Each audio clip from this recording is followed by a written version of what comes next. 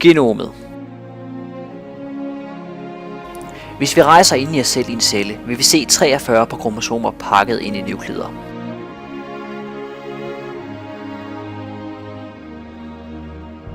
Hver kromosom indeholder en lang spole af DNA. Hvis alle kromosomerne blev afviklet, vil DNA på blot en af vores celler strække 6 fod lang.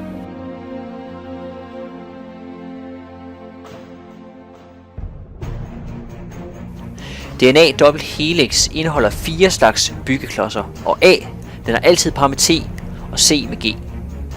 DNA indeholder oplysninger til at skabe alle dele af vores krop med sine 4 bogstavers sprog. Hver af vores 1000 af gener kodet for en specifik del. RNA kopierer DNA i gen til et budbringermolekyle. Budbringer-RNA. Byggestenene i budbringer-RNA og i DNA kaldes for baser.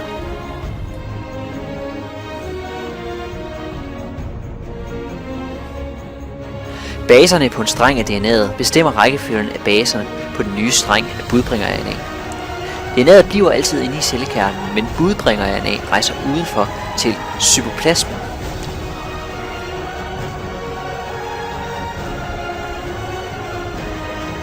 Der er en proteinfabrik kaldet ribosom, som kan læse budbringer-RNA for at lave en bestemt protein.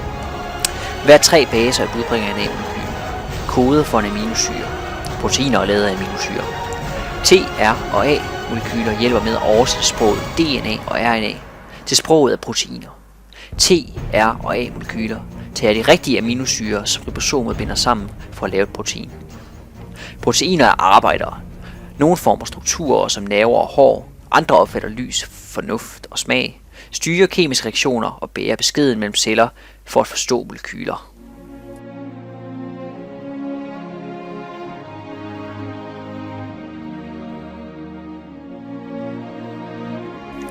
Videnskabsmænd har læst de 3 milliarder bogstaver, der udgør DNA i det menneskelige genom. Forskellige sæt af gener, der interagerer med komplekse miljømæssige faktorer, som påvirker ting som vores udseende, personligheder og risiko for sygdomme som kræft og hjertesygdomme. En stigende forståelse af vores gener og alt, hvad de gør, hjælper os med at forstå kompleksiteten og videre i et simpelt venskab. En solrig dag, et liv.